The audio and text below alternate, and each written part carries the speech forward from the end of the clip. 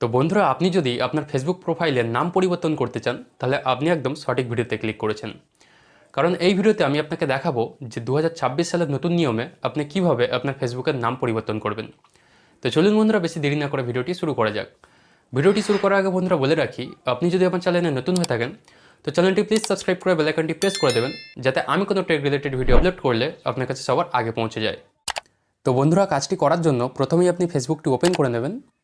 ফেসবুকটি open করার পর বন্ধুরা, ডান সাইডে দেখুন তিনটে লাইন আছে, এখানে ক্লিক করবেন। এরপর বন্ধুরা কী করবেন, এই যে এখানে দেখুন সেটিং অ্যান্ড প্রাইভেসি বলে একটি অপশান আছে, এখানে ক্লিক করবেন। ক্লিক করার পর বন্ধুরা সবার উপরে দেখুন আবার একটি সেটিংস বলে অপশান আসবে, এখানে ক্লিক করবেন।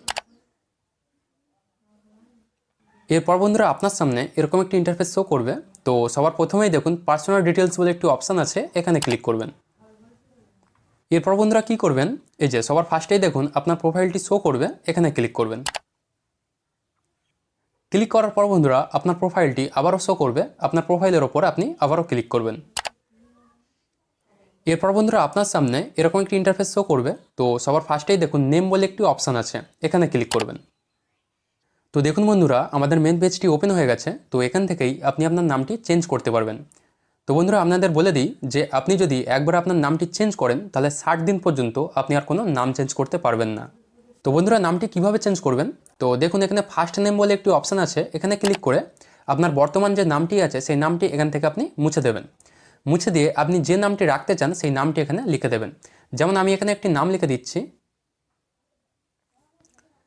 তো বন্ধুরা নামটি লেখার পর আপনার যদি কোনো মিডল নেম থাকে তাহলে এখানে ক্লিক করে আপনি মিডল নেমটা লিখে দেবেন। এরপর বন্ধুরা কী করবেন, এই যে লাস্ট নেমের জায়গায় আপনার টাইটেলটি আপনি লিখে দেবেন। তো বন্ধুরা নামটি লেখা সম্পূর্ণ হয়ে গেলে কী করবেন, এই যে নিচে দেখুন একটি রিভিউ বলে অপশান আছে, এখানে ক্লিক করবেন। তো দেখুন বন্ধুরা এটা হচ্ছে আপনার ফিনিশিং টাচ। এই যে নিচে যে সেভ চেঞ্জ বলে একটি অপশান আছে, এখানে ক্লিক করলেই আপনার নামটি চেঞ্জ হয়ে যাবে। That's it.